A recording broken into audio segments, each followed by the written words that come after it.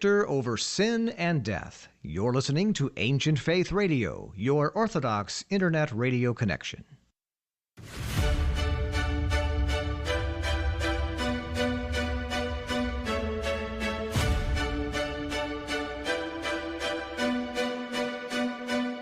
Welcome to Live with the Louhs with your hosts, Father Nicholas and Dr. Roxanne Lowe, where we will connect our Orthodox faith to day-to-day living and relationships to our family, our work, and our view of ourselves. Father Nicholas is the priest at St. John the Divine Greek Orthodox Church in Jacksonville, and Dr. Roxanne is a licensed clinical psychologist who uses her extensive training in private practice. Questions are welcome by calling 855-237-2346. That's 855-237-2346. Here now is Father Nicholas and Dr. Roxanne. Well, good evening, everyone, and welcome to Live with the Louhs. So grateful that you're joining us on this Tuesday, January 16th, 2024. Roxanne is actually helping our children out with some big projects they have tomorrow, so she's not going to be joining us this evening. But I just want to welcome all of you to our show. And if this is the first time that you've joined Live with the Louhs, then one thing that you should know is that this is a show that merges both faith and psychology to kind of give you some guiding principles to live by in your own walk of faith. And I just encourage you, if you've also been listening to us, do us a favor, share the show with your friends and your family. As always, we share this every single Tuesday, that if you'd love to stay connected to us all throughout the week, we are on social media on a number of different platforms. We are on Facebook, Twitter, Instagram, and YouTube. In fact, all of our shows and sermons are all archived on our YouTube channel, and all of those are under the headings of The Louhs, and that last name is spelled Louhs. That's The Louhs. And you can find out more information about us also on our website at thelouhs.com. And also, finally, is many of you receive our daily inspirational messages. We started this several years ago, and we send them out every morning at 7 a.m. Eastern Time in your email inbox. If you're interested in receiving one of these, we encourage you to go to our website. In fact, do it right now. Go to our website at thelouhs.com/subscribe. And all you have to do is simply put in your email address. And every morning at 7 a.m., you'll receive one of our daily messages. And as I mentioned earlier, if you're already receiving these messages, do us a favor. Just share them with your friends and family. And there's power in the fact that of you telling people about these messages, about our shows, about the information that you're seeing and hearing, so they can maybe help other people who are in the same place that you are in, or maybe experiencing something different, but it helps them in their own walk of faith. So help us out with that if you don't mind. And finally, I encourage you always to join the conversation. We love hearing from you. And the phone number that you can call us in is at 1-855-237-2346. That's 1-855-237-2346. Our producer, Matushka Trudy, will be answering our calls this evening, and definitely will respect if you want to make a call, especially about tonight's topic, and you want to remain anonymous. We totally understand and will respect that, and Matushka Trudy will take care of all of that when you call in. Again, that number is 1-855-237-2346. We're always simulcasting broadcasting of this show on Ancient Faith's YouTube channel. So if you feel free to leave a comment there as well. And you can email me during the live broadcast of our show by emailing me at ask, that's ASK, at ancientfaith.com. So friends, let's get started. Today we wanted to dedicate a show, as we do at least once a year, on our priests and really clergy and their families' wellness. So, as I mentioned to you earlier, we find this topic to be extraordinarily important. And so often it's easy for our clergy to smile on the outside, to tell you how great things are, and to give you a word of encouragement, to inspire you in your own walk of faith, which is what part of their ministry is, and to guide you in your faith. But many times we may not realize what's going on beneath the surface, what they may be going through, what they may be experiencing. Who is the priest to the priest? Who is the healer to the one who needs to be healed? We shared this several weeks or several months back ago on a similar show about some studies that came from the Schaeffer Institute that found that around 1,700 pastors leave the ministry, now listen to this, friends, each month, citing depression, burnout, or being overworked as the primary reasons. In addition to that, we see that according to some of the recent studies, 90% of our priests and pastors working hours consist of anywhere between 55 to 70 hours a week, and 50% of those who cited in this study are unable to meet the demands of their job. A Barna Group survey released found that 38% of pastors are seriously considering, listen to this again, very tragic, leaving full-time ministry, up from 29% just a few years ago. So today we want to dedicate a show to caring for our clergy, caring for our priests. We're speaking with Father Nicholas Solak, who has dedicated a great deal of his time and energy on this topic, and we're honored to have him here with us tonight. But let me tell you a little bit about him. Father Nicholas serves as an OCA priest. That's an Orthodox Church in America. I know that many of you that are tuning in to our shows may not necessarily be Orthodox, but the OCA is one of the jurisdictions within our country, one of the Orthodox churches, a fabulous church. He's the OCA parish priest at Holy Trinity in Stroudsburg, Pennsylvania. Has been there for 22 years. For 12 years, he was an adjunct professor at St. Vladimir's Seminary, and 3 years as an adjunct at St. Tikhon's Seminary. Currently, though, and one of the reasons why we brought him on the show tonight is that he's in charge of the OCA's Office of Pastoral Life Chair and the Program Director of the OCA's Thriving in Ministry program. Just so you know, Thriving in Ministry is a Lilly Endowment grant program that has established peer learning among parish priests and priest wives. Father Nicholas, I'm so grateful that you've taken the time to join us tonight. So welcome to Live with the Louhs. Thank you, Father. It's nice to be here. It's nice to be on your show. Thank you, my friend. And, Father Nicholas, before we kind of get started into some of the questions that we really wanted to kind of cover with regards to caring for our clergy, why is this topic so important to you? I mean, you're obviously spending a great deal of time. You're speaking at conferences. You're overseeing this particular ministry within the OCA. Why is that such an important topic for you?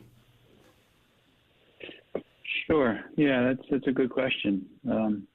I grew up in a clergy family. My father was a priest. My grandfather was a priest, Orthodox priest. And my wife also comes from clergy families. Her father was an Orthodox priest. Her grandfather was an Orthodox priest. So we grew up in clergy families and, saw the joys and the blessings of that. And there are many joys and blessings, but also saw the struggles and the difficulties of that.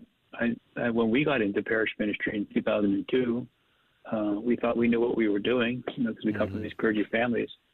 But we found out that it's a very difficult life for clergy families, and particular challenges and struggles that we went through. We met other clergy families that were going through very similar struggles as we were, and began just to think, how do we do this better? I used to say that parish ministry is isolating, because I felt that isolation in my parish ministry. I no longer say that because I don't think that that's true. I think that it's a trap that we fall into. We allow it to become isolating, and that's not a good thing.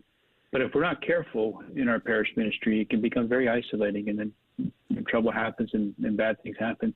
So I think, my own experience of growing up in a clergy family and being a parish priest led me to reflect a little bit about how we do this and how we do it well, how we thrive in what we do, and not just, sort of plow through it. What do you think, looking back at your own childhood and being a priest kid, I mean, what would be some of the biggest differences, I think, for our listeners and viewers this evening that you may have experienced, those many years ago, and then compared to what your children might say now? I mean, would you say there's a big chasm between the role of the clergy from those years in the past to where they are today? I think parish ministry has certainly changed from generation to generation. The type of parish ministry I have here in Stroudsburg at Holy Trinity is very different than my father's parish ministry in central Pennsylvania, small rural parish. We can talk the whole evening about how the pandemic has put particular stressors on our clergy, and technology has placed stressors on our clergy and clergy families.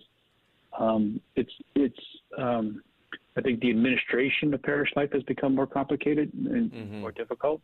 I think there are cultural issues that we're all familiar with that have placed a lot of stress on clergy. So I think these things combine to make it tough sledding. But I think that, that's on one side of the equation. On the other side of the equation, we have a lot of things like Ancient Faith Radio, Ancient Faith Ministry. We have, our seminary education. We have our bishops and our church, and things that bode well for us. And so I think it's trying to find that good path forward in the complexities and the stressors of the modern reality. I love what you're sharing. And again, for our listeners, you're more than welcome to join the conversation, speak with Father Nicholas Solak about pastoral and priestly caring for our priest. You can call us at 1-855-237-2346, 1-855-237-2346, or email me during the show at ask@ancientfaith.com.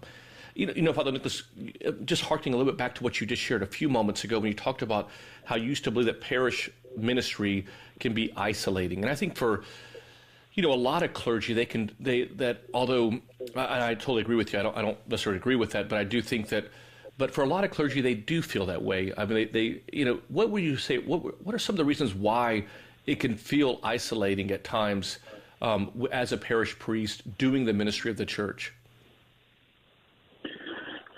Yeah, I don't know. I recently heard someone say that priests don't have problems forgetting that they're priests, and we all know that we're priests, and we don't forget the fact that we are living into a high calling of our priesthood and our pastoral work. But we too easily forget that we're human beings. We too easily forget that we're individuals. And I think that sometimes we lose connection with just the social relationships that we have, family relationships that we have. We become absorbed maybe perhaps in our priestly work and our parish work. And the work that we do is holy. We celebrate the Eucharist, we preach the gospel, we hear people's sins, we counsel them in their struggles. And it's such that, everything almost becomes holy when what we do, Fixing the copier machine becomes like holy work, making a bulletin becomes holy work. We kind of live at that high level of doing God's work for an extended period of time that I think leads us down a path of isolation. That's not good for us. Do you think that the effects of the pandemic continue to impact our clergy? I know for us here, it was, and I think for a lot of clergy, those that we talk to and communicate with, they're still feeling the effects of that. Can you maybe talk a little bit about how the pandemic, I know we could probably dedicate an entire show to that, but what are some of the ways that you saw the clergy impacted by the pandemic? Yeah, so I think the research that you referenced at the beginning of the show, we're seeing a lot of that research come out now. The burnout in the American Christian landscape. I don't know how that applies to the Orthodox situation. I think that I wish we would do a little bit of research in that, how these things are impacting Orthodox clergy families and Orthodox priests.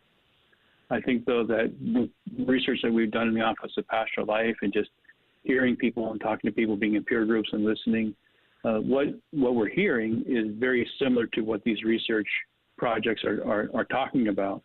The burnout and the depression and the struggle and the financial struggles that people are having. I think that the things of the pandemic are still being worked out among our ranks. I think it's changed us, changed the way that we do parish ministry. And as I spoke about earlier, technology has added a layer of stress onto the work that we do because we're not all very good at that. The administration of the parish has become a little bit more complicated. So I think that some of the things that we are not really confident in or trained in or competent in, and because of that, it's ongoing stress as we come out of the pandemic. What is one thing, Father Nicholas, that you think that most parishioners in a congregation do not know about what clergy are facing on a day-to-day basis? I think isolation is maybe one of those. I think the economic challenges that we're facing, because so many of our clergy are carrying debt, student loan debt, seminary debt. They are coming in out of the seminary with that debt and entering the field below median income. They're oftentimes underinsured health care, and so they're incurring some medical debt. They're not saving for emergencies that come up in life, and so they're maybe accumulating credit card debt. So there's a lot of economic challenges that a clergy are facing. Isolation, long hours of work, and work is usually in the evening and the weekends. So that kind of disrupts the rhythms of family life, which one can do for a while, but when you're doing it for year after year after year, that kind of alternate work schedule places a stress on the family and on the priest. I think we're very bad at taking vacations, taking Sabbath.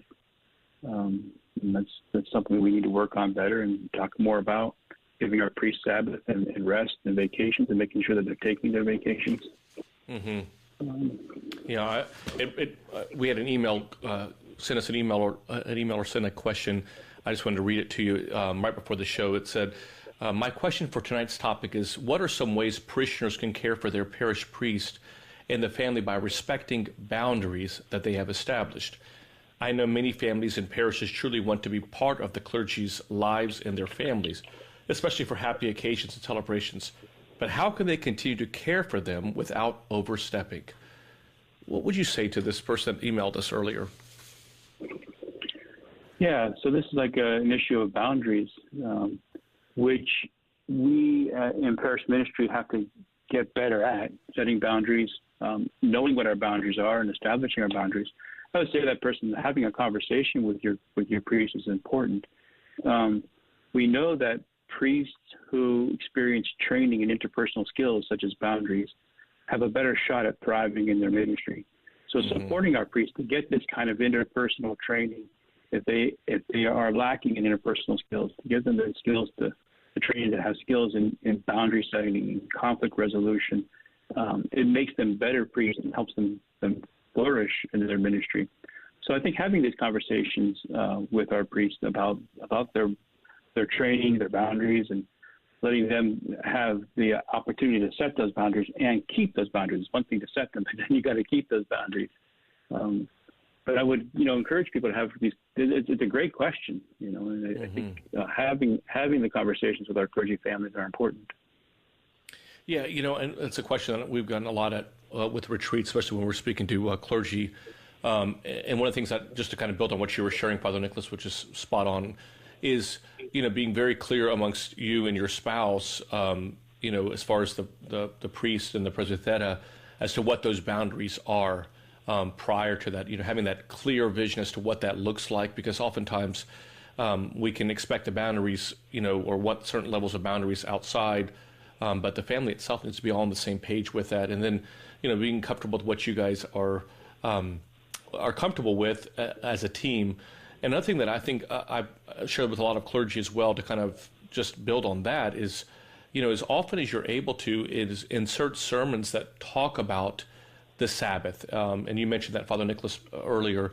I think just talking about the importance of everyone, how Christ commands us to have a Shabbat, a Sabbath, which one of the translations means to stop. And for clergy and their families, that's not the weekend. That's obviously, it has to come in other ways. And so really being very purposeful about speaking and educating the people about what your needs are, and it's okay to be vulnerable, that, and sharing that.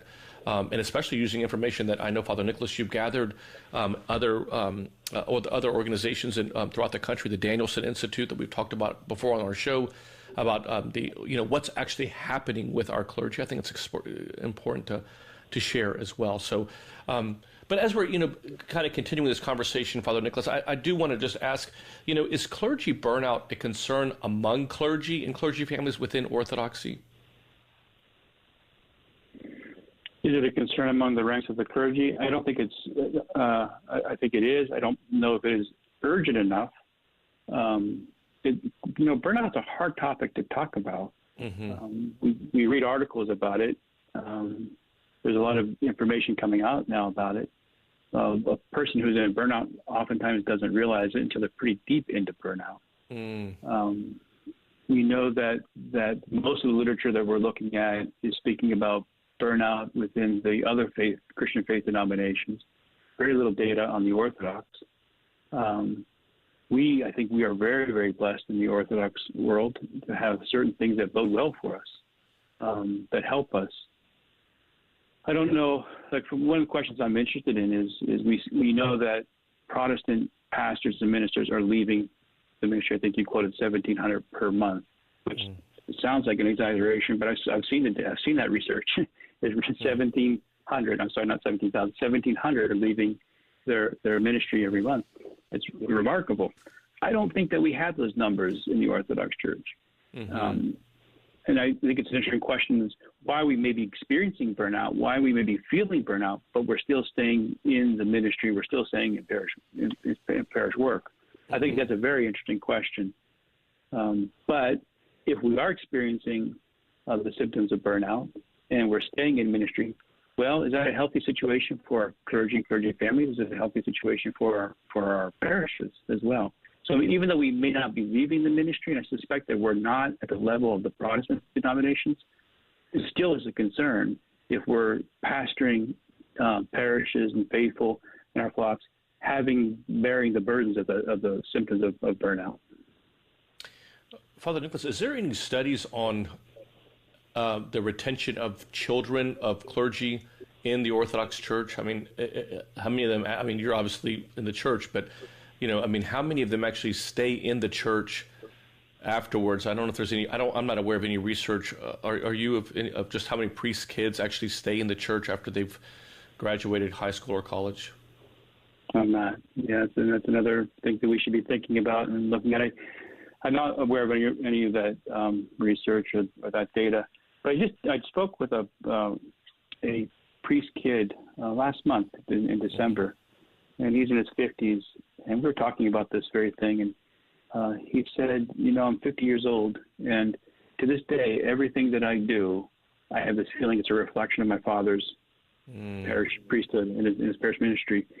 Even though I'm 50 years old, I have a wife and kids, my own life, my job, and that, I still, there's such a strong part of my upbringing that was always a reflection of my father's priesthood and his parish ministry. I still carry that with me to this day. So that's, there's a lot there. I'd like to maybe later on in the show kind of just talk about what are some things that you would recommend for clergy who are listening tonight or downloading this podcast. What would you recommend they do with their children and their spouse? What are some things that what are some tools that they can do together as a parish priest with his family? But, just getting back to, your role and your title, you're the chair of the OCA's Office of Pastoral Life.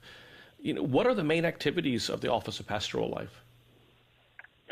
So the Office of Pastoral Life in the OCA we have a lot of mandates that we try to carry out. We try to encourage personal growth and foster good supportive relationships amongst those who do ministry.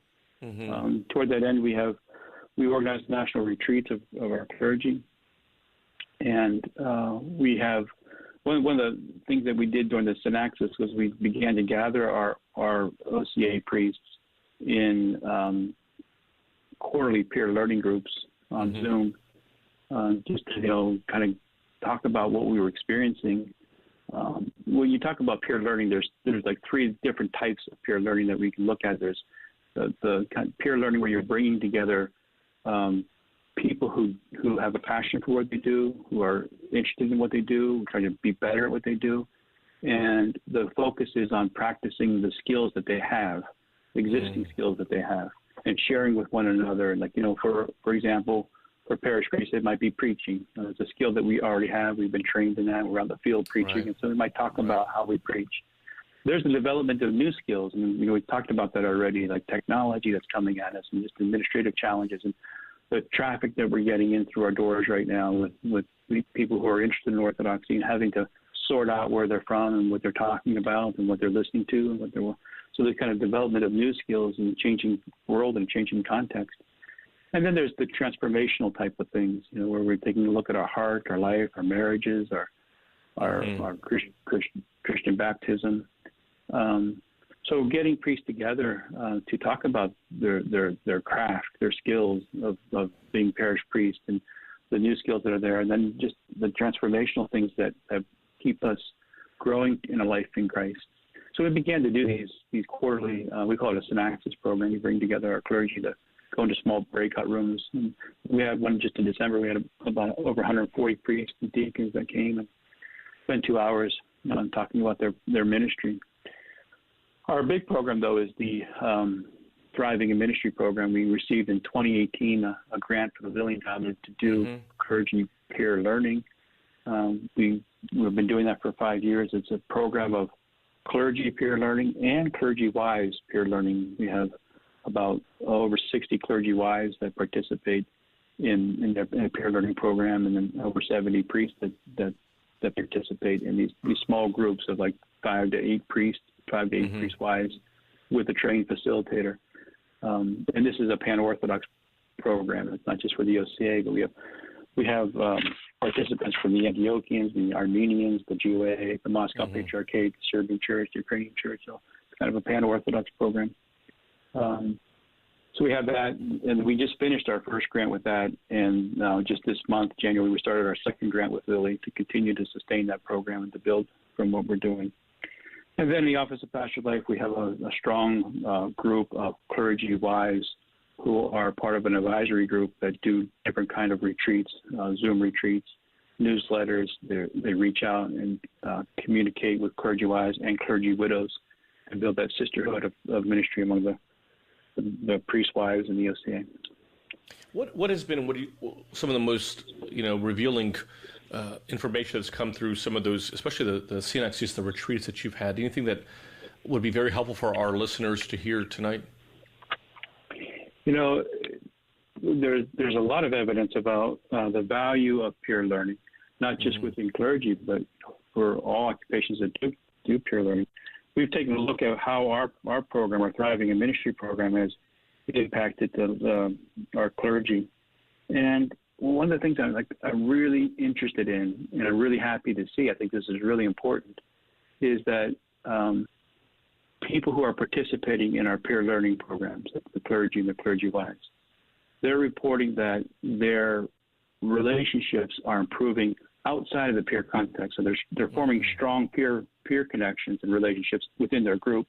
And then they're going home and finding that they are having better connection, social connection with friends and family and parishioners. Nice. And they attribute that to their participation in the peer learning program, And that's interesting to me. And I think it's important because there's research that says that the further along you go down the road of isolation, the more you lose the skills, the social skills to connect with other people. Mm-hmm.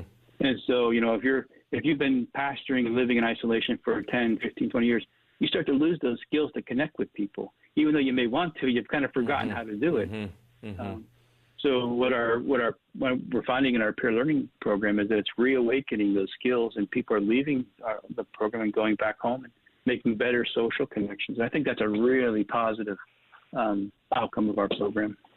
Well, I think it's so easy, as clergy. I mean, we, unlike some of the other churches that are you have, one on every street corner. I mean, within the Orthodox Church, we're not necessarily always next to each other or near each other, and you hear so much of just this loneliness that happens because, we're told at the seminary that that there needs to be a separation between the clergy and the laity. That and sometimes there's maybe this unsaid rule. Nothing that was ever taught to me, but maybe this unsaid rule that that you don't share things of what you're going through with the laity. And as such, people, priests and presbyteras, their wives, struggle with, I think, that loneliness and that kind of feeling like they're in the middle of the Atlantic Ocean.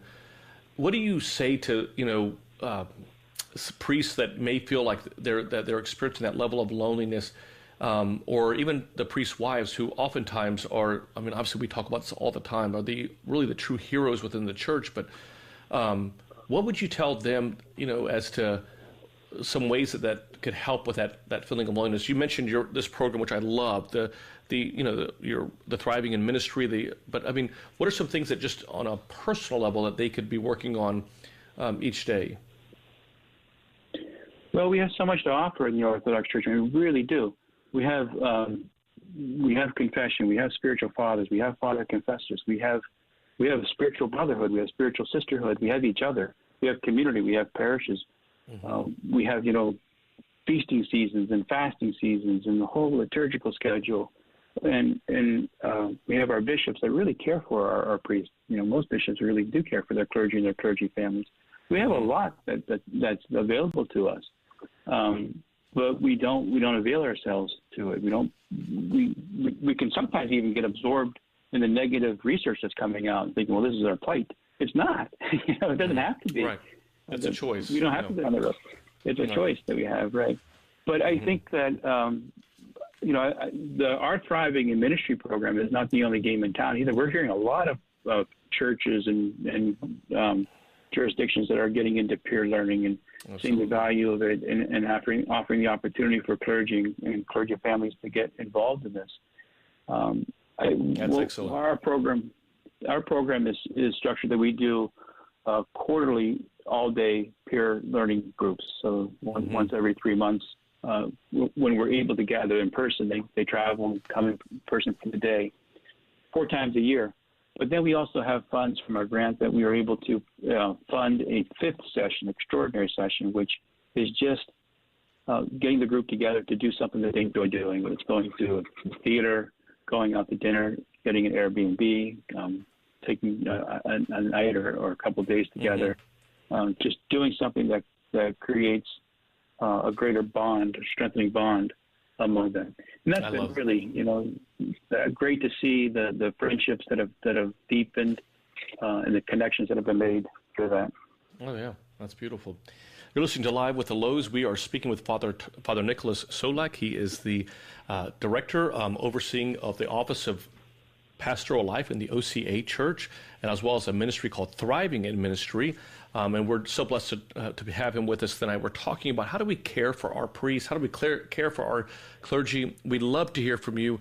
You can call us at 1-855-237-2346. That's 1-855-237-2346. You can also email us a question at ask@ancientfaith.com. That's ask@ancientfaith.com. And just as a friendly reminder, earlier in the show we mentioned that if you're wanting to receive our daily inspirational messages, you can do so by going to our website at thelouhs.com. That's LOUHS.com/subscribe, and simply put in your email address, and every morning at 7 a.m. you'll receive that day's daily inspirational message. Father Nicholas, we received this email right before we went on the air this evening, and I'll read it to you. It says, how do we protect our beloved priest from problematic parish council member, long-standing church member? We have a parish council member who has displayed belligerence, hostility, and aggression during parish council meetings directed at our priest and others, in all caps, and an incident during communion with our priest by refusing the cloth underneath. Each time each parish council meets, there is this ill sense of confrontation and negativity as we brace for impact with that particular member after witnessing several outbursts over the past year. I guess the question is how do we protect our beloved priests from a problematic parish council member? I think those are things that I'm sure you hear a lot. What would your response be to, recognizing that obviously that person who's making those has some needs, but the way that they're going about it is wrong? How would you suggest that person helping out in that parish council meeting? Well, these are tough issues. They really are, and there is certain. Father, can you hear me? Yes, I can hear you. Okay. 1 second, Father. Am I still on, Father? Yes, I can hear you. Okay. These are they're very difficult issues, and sometimes we got to know what's beyond our skill level. Given the parish resources, and that there are some people that we just need to begin to involve outside help and resources to deal with these kinds of situations, and that oftentimes means getting the bishop and the dean, the chancellors involved when these things are just out of control, that could be beyond our level to deal with. Now, we know that, and there was the research that came out in January of 2022, I think it was, from Lifeway Research. I think you've even talked about this Lifeway research in your program, that pastors who receive training in interpersonal skills just do much better in these kinds of situations. We oftentimes will thrust priests into very difficult situations with no training on how to deal with conflict, how to resolve conflict, and don't give them the support that they need to deal with a conflict in a healthy Christian way. So I think that our parishes, if we see we have these kind of parish situations that are difficult, that people are difficult, that there's contention everywhere, we have to equip our priests and our priest families with the skills to deal with that. And to not to do that is just it's almost unkind. Yeah, I find too that obviously getting some assistance and guidance on this. The emailer did share that they had sent a letter to the Metropolitan, and that they had thought that his assistant had felt that the removal of that member from the parish council would cause more harm and disruption to the parish itself, so that they were going to keep him for the remaining of the year. And that unfortunately, that's that maybe that's the case. But I think that the one thing is, that it's so difficult to do is just remembering to stay at our best. That at a parish council meeting, if meetings are becoming difficult and unhealthy, that sometimes it's better just to kind of call the meeting, to adjourn the meeting and take a break for an hour or 30 minutes, and then restart that meeting. And if it continues, then to not have that meeting, because if it's what you don't want to do is allow the parish council to be a platform to spew things that become really a show. And the sad part about this, and I know you feel the same way about this, Father Nicholas, is the sad part is that the average parishioner, we don't know really what everyone is going through around that table. And I tell this to people all the time, that we do a great job of telling people or showing people why they don't need to come to church than they do need to come to church, because of the way that we act in certain circumstances. And so the long-term consequences of that behavior is not just about this next year, but it's about really the conversations that are had at homes about what's going on at the church, the things that people are hearing, and it becomes, unfortunately, oftentimes can become the topic of conversation as opposed to Christ and what the church teaches. So those are just things that just to be cautious about. If you wanted to add anything to, Father, please feel free. Yeah, I wanted to say that we put these priests in very difficult situations sometimes, and we have to ask the question, are they, okay, so they're going to have to deal with this stuff. Okay, fine. This is what we do. But are they getting adequate rest? Mm-hmm. Are they under terrible financial stress? Are they compensated fairly? They'll be compensated exorbitantly, but are they compensated fairly so they don't have the financial stress in life? Mm-hmm. Are they taking care of their health? Now, if you have a priest who's in burnout or who is feels under a lot of stress, and then you put them in these kinds of situations with difficult parishioners, and not even difficult parishioners, but just life, like dealing with people in their circumstances of their life, it makes it really difficult for priests to thrive and to flourish. So taking care of our priests is really important, making sure that their needs are being met, that they're being supported, that they themselves are practicing good self-care for their families. Then they can enter into these very difficult situations and bring Christ into them and deal with them in a good way. What is your clergy health is so vitally important. Yeah, I know. I mean, just on a personal level, Father Nicholas, for me, I experienced a great deal of what would call burnout, if you will, early on in my ministry. So much so that, I love being a parish priest. I think it's for me. I finally feel in my life that I'm doing something that I'm called to do.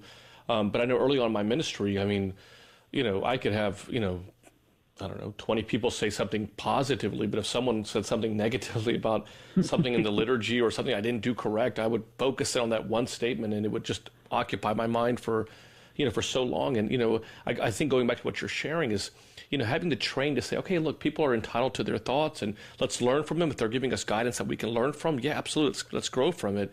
But, how it impacts us, especially when that the people, in nonprofit work, I mean, you're dependent upon, the church growing and, and people's generosity and giving, obviously with God's grace happening in the parish. But, there's a great deal of pressure that, you just want to be all things to all people. And oftentimes I found in my ministry that very quickly I was just burnt out trying to be a people pleaser. That just became my focus. I did want to kind of ask you, though, a little bit, in your research and what you're finding, if we can shift a little bit to the caring for clergy wives, what are we seeing that clergy wives are going through, whether it be studies, whether it be through your synodexis meetings that you guys are having? I mean, what's really for the average parishioner? What do they need to know about what the clergy wives are going through? Clergy wives are so important in our context. I don't know about the other faith denominations. But in our Orthodox life, the clergy wife is so very, very important. Matter of fact, I've heard it said that as the clergy wife goes, there goes the priest. If the clergy wife begins to check out, it's not long before the parish priest is going to start to check out as well. So our clergy wives are really important. And one of the struggles that we have with clergy wives is that they don't have a job description. I don't think that they should have a job description, but we just need to know this, that what creates stress in a person's work environment is when they don't know what's expected of them. They don't know what they're supposed to do. Our priests have a bit of a job description. We know we should preach the gospel and celebrate the Eucharist and pastor the people and perform the sacraments. But clergy wives often have no job description whatsoever. They don't know what's expected of them, what they need to do. And some of our clergy wives, all of our clergy wives, are very gifted. Some are working secular jobs that are very involved. They're nurses, they're doctors, they're teachers, they're engineers, they're CEOs. They're college professors. Some are stay-at-home moms. Some have talent in music. Some have talent in teaching. Some have talent in hospitality. Some have talent in just organizing things for the parish and organizing volunteers. Some are very good at just telling their husbands, "You're being a people pleaser right now. Stop doing that." They're that voice in their ear that's so very necessary for a priest. So our clergy wives are really very important to us, and I think that helping them understand that they don't have to be all things, that if their talent isn't in, setting up coffee hour, that's fine. If their talent is in music, that's where they belong. If their talent is just organizing their husband's calendar, that's what they need to do, and they need to be supported. And those are important things in our parish life, that we have these clergy wives that are doing these things for us and for the parish. We are getting just a tremendous amount of response both on YouTube as well as on our emails. Let me kind of go through some of these, Father Nicholas. Here's a question that was asked. It says, it's really more of a comment, but there is a huge income disparity among clergy and clergy families. Some live in fancy suburban lifestyles while others live in involuntary poverty and cannot support their families. Why are we seeing, this? I mean, I think what the comment is there's some validity to this, is that, you have some parishes where they're struggling to just, some priests I know are having to find other jobs to support their families. What do you say that? What would be, because obviously going back to what you were saying earlier about the income struggles, the financial burdens that many of our priests are experiencing when we graduate the seminary, we have a tremendous amount of economic debt and tuition debt. What would you say to those who are seeing that economic disparity between clergies? Yeah, so we're talking about the research again. We know that there are, and this is again the American Christian landscape that we're looking at here, not necessarily our context, but that all we have is that data from the Protestant churches, that there are pastors and ministers who are leaving the ministry because of burnout, but not just because of burnout. Some of them are leaving the ministry because of economic hardship. And I think that we see that within the Orthodox Church as well, not that we're leaving the ministry because of economic hardship, but that we're experiencing the economic hardship that is leading to just financial stress in the household. And when a priest has financial stress, he doesn't feel confident to speak to the parish about financial stewardship, about giving, because there's shame that goes with that. My own financial life is a wreck. Who am I to speak authoritatively about your wealth, your gift, and your stewardship? So the parish suffers because of that, because the priest is under that financial hardship and the priest family is under that financial hardship. So I think raising the floor of our clergy's financial literacy is important. Helping them deal with their economic stress is important. Fairly compensating our clergy families is important. It's a win-win. That's the parish that's going to win, the priest family that's going to win. And it's a vocations problem too. As our altar servers and our girls in church will see healthy priests, who are thriving in their ministry, it's impetus to get for themselves to move into ministry. But if they see their priest as stressed, as having a hard time, it's not a very attractive vocation to follow. It brings up an email question or comment that we just received. And again, we're getting a lot of these comments, so I'm just going to try to get to some of these, Father Nicholas, before our time is up. This is a comment that says, I just wanted to say how nice it is when a parishioner will ask the parish priest and his family to go out for lunch or dinner. Or even just another woman in the church sisterhood will take the priest's wife to lunch or tea. I think it's so powerful. I mean, those small acts of kindness that a parishioner, will think on offensive. They say, hey, let's take the Matushka, the priest's wife out, the Presbytera out for a tea or for a lunch, or just simply taking out the family for a meal. I think it just, shows a great deal of hospitality, but more love. What are your thoughts on that?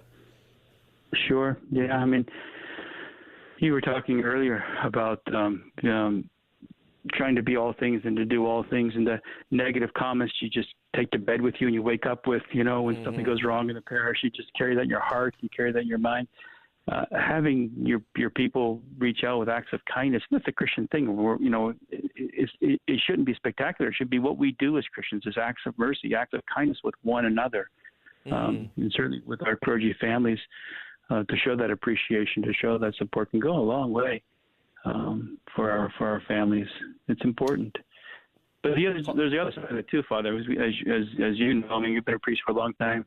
Sometimes we can do without the sugar and the carbohydrates. Yes. It's nice to have a nice cup of coffee and some healthy food. Yes. We priests also have to be careful. When we go to make a pastoral visit and there's donuts and coffee cake and all the stuff that is not good for us to eat. Absolutely. I think we have to, I think that's a whole other, like clergy health is probably another topic that we could really spend on. But here's another topic, and this is obviously very difficult to share, but it is a comment that was shared on our YouTube. And it says, we really need to address the issue of the bishop's role in these situations. Clergy burnout can often be traced to a lack of support from the bishop. And it cites Canon 59 that states that that the role of the bishop to take care of the priest when they're in need, and if not, that it regards it as he should be excommunicated. What are some things that I think the perhaps more now than in the past that our hierarchs are, I think, seeing firsthand what our clergy are going through, but if they're, I think in ways that maybe 20 or 30 years ago that we may not be having these conversations like we are right now. But what would you say to our hierarchs that that are small things that you think would be very helpful? Not necessarily what they're not doing, but what they can be doing probably more of. And obviously recognizing how busy they are, what responsibilities they have. They have a lot on their own plates, and we can also talk about their level and their work and their burnout and all the things that a parish priest goes through. Obviously, I would imagine the hierarchs are going through that as well. But what would you kind of share with just some things that we could be doing better at for our hierarchs that I think would be helpful for them to hear? Yeah, this is a great topic. This is a big topic. I think by and large, our bishops have huge hearts when it comes to clergy families. And they are really at the ready to help clergy families by and large. I mean, you have like these bad experiences here and there, but most of our bishops really do care for their clergy and their clergy families. A lot of times we clergy don't avail ourselves of their archpastoral care. Like we just sort of keep it to ourselves, or we don't trust, or we have like those kind of issues that we don't reach out and say, like, we need some help here. But in my experience, when clergy families reach out to their bishops and say, I need some help, the bishops respond positively and helpfully to that. I think, we also have to ask ourselves the question, why are our bishops struggling? Are we taking good care of our bishops? Are we encouraging them to do good self-care? Because their job is important. Their archpastoral work toward our clergy and clergy families is very important, so that we need them to be in good shape and to take care of themselves so that they can respond well to our clergy and clergy families. But I think that we can do better. We can always do better. Our bishops can do better. We parish priests can do better with our flock, with our own self-care. Our bishops can do better. but we all need to be working together and encouraging each other. Take your bishop out for a cup of tea. I mean, show some appreciation and support for our bishops, so that they can do their work and feel appreciated and feel like they're supported by the church. Let me ask you, Father, we've got about 10 minutes left of our show. I really want to kind of spend some time, because I would imagine there'll be a lot more, there'll be some clergy listening to our show this evening, and I'd love to kind of share with them some ways that, let's, to check in with their wives just to see how they're doing, some things that you would recommend for us if we have children. What are some things that you think that, as a parish priest, we oftentimes say this, that our first church is our family. What are some things that we could be doing better at, that you've seen? The Lifeway research, I think, has a really gem of advice for us. Parish priests who speak to their wives once a month about their struggles are 5.5 times less likely to leave the ministry. Just once a month, speak to your spouse about what's going on in your ministry. It is a good thing. So that's important. But I would say this to clergy and clergy wives as well. Now, how I got into clergy peer learning was I was in a clergy continuing education about self-care, and the presenter said, for those of you who are married, your wives are very important to your ministry. There's no doubt about that. But your wives aren't the priests, and your wives, there's some things that you don't tell your wives because you love them. Like, they don't need to know everything that's going on in the parish and what people are saying. Like, kind of keep them away from that. I mean, there's some things you do share, but some things like they don't need to hear that. And he said, so you need to be talking to other priests, and clergy wives need to be talking to other clergy wives about the ministry. That's good self-care, is to be talking about the ministry. So those are important things, to be talking to one another, but also to be talking to others who are living the same life that you're doing and having the same challenges and struggles that you're having, to be able to speak to that.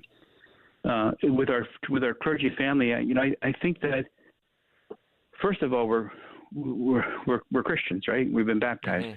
We're priests or not. We're people of God. We're faithful to God. And my wife always told this to our children: we're going to church now, not because your dad's the priest, because that's what we do.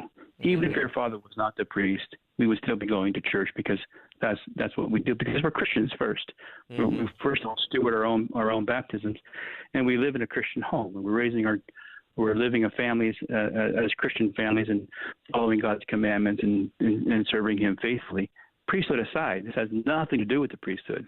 This has to do with our family. So you're not pleasing Dad. You're not doing this for Dad. We're doing this because this is how our family lives and how we function. I think it's important to emphasize that and to be located in that frame of mind. What do you say to some of the priests who are worried about sharing or being vulnerable with other priests, because although we talk about this brotherhood amongst the clergy, but there's also a level of competition, or maybe even just worrisome about information being shared with people that may go, could undermine their ministry. I mean, how do we develop that level of not only desire to want to talk to one another, but also the comfortability to do just that with one another, with each other as priests? Yeah, that's a great question. And one has to be careful. It's a matter of vulnerability. Trust is a process that has to be given time to develop. You can't just go in and expect to have trust with others. You have to test the waters. You have to, it takes a while for a peer group to really get up and working, and they do. That takes time, and they develop trust. They develop confidence with one another and safety. But those are important ingredients to peer learning, and there's important ingredients to a person's growth. If it goes bad, it goes bad, and that's not good. So taking the time to develop trust, putting the energy and the effort into building trust with others and safety and vulnerability is important, but it's worth the effort. It really is worth the effort. Take it slow. I agree. I totally agree with that. Just in the last few minutes, Father Nicholas, how might clergy and clergy wives join a thriving ministry group? So they can email us or visit us. Our website is thrivingorthodoxy.org. Thriving Orthodoxy. I'm sorry, go ahead. Say it again. Yeah. ThrivingOrthodoxy.org is our website. Okay. And there you'll find our email address on there, and you can contact us that way. Our program is nicely growing. We're up to close to 30 groups right now across the country, both clergy and clergy wives. Actually, too, Father, we have a clergy peer learning group of bishops. We have 7 bishops that are participating in our program in a clergy peer learning group. Oh, excellent. So do the wives, all the clergy wives are together, and then all the clergy, the priests are also together? Okay, I see. Yeah. And is there a set topic that you guys tend to cover, or is it? So how does that normally work? we do a check-in. We go around and check to see how people are doing in their priesthood and their parish and their marriage and their family and their life and their health is doing. So we usually do a check-in. That could take a little bit of time as everyone checks in what's going on with their life. And then each group is equipped with a trained facilitator who is prepared with topics to bring up and to facilitate discussions about their ministry, their life and their work. Do you have that could be focused on interpersonal skills? That could be focused on new skills. I was wondering. So within the OCA Church, if a clergyman is going through a difficult time, would you channel them to come through this, or would they, if they're feeling loneliness, if they're feeling just levels of just burnout, obviously they would speak to their hierarch, but I mean, is this typically where most of the clergy would go through? That's a great question, Father. That's a really good question. Our program is not a remedial program. There are some clergy that are in crisis, and there are places that they can go to get help for that. We've always emphasized that our program is for good parish priests, good priest wives who want to become better at what they do, who love what they do, and they know that they can grow in their ministry, they can grow in their priesthood, they can grow in being a clergy wife, and they want to get together with like-minded people and work at developing and learning new skills and having those transformational experiences that strengthen their ministry. I love that. I love it so much. Father Nicholas, it's such a pleasure that you've taken the time to be with us tonight. Are there any other final comments that you'd like to share? Please feel free to do so now. I just want to, just for our clergy and our clergy wives, if there's anything that you'd like to just maybe encourage them with before we close out our show, I'd love that. I don't think so, Nick. I think, Father Nicholas, I think it's good that you're bringing this topic up. I'm grateful that you're talking about this on your show. I know you've talked about it several times. It's an important topic. And I think that, healthy priests and healthy priest wives lead to healthy and vitalized parishes. And that's why it's really important that we take good care of our clergy and our clergy families, because it's taking care of our parishes, taking care of our faithful. I love that. Father, thank you so much for having me on the show. I really appreciate it. Oh, it's my pleasure, my friend. Thank you so much, and continued blessings to you and your ministry and your family. I really value what you're doing as well, so thank you. Thanks. So once again, thanks to Father Nicholas, and thanks to Matushka Trudy for producing tonight's show. She does such a fantastic job getting all the emails, all the comments, the phone calls, all those every single week. We thank her so much. I do want you all to know that next Tuesday, excuse me, we're doing a special show dedicated to eating disorders. We oftentimes don't talk about this topic, and it seems to be so prevalent happening now in our society, much more than before. We'll share with you some statistics as to why this is so important.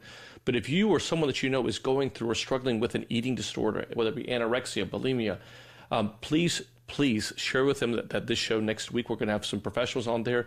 Roxanne will also be on the show to talk about these topics. But I just definitely want to let you know that next Tuesday will be a special show of Live with the Louhs all about eating disorders.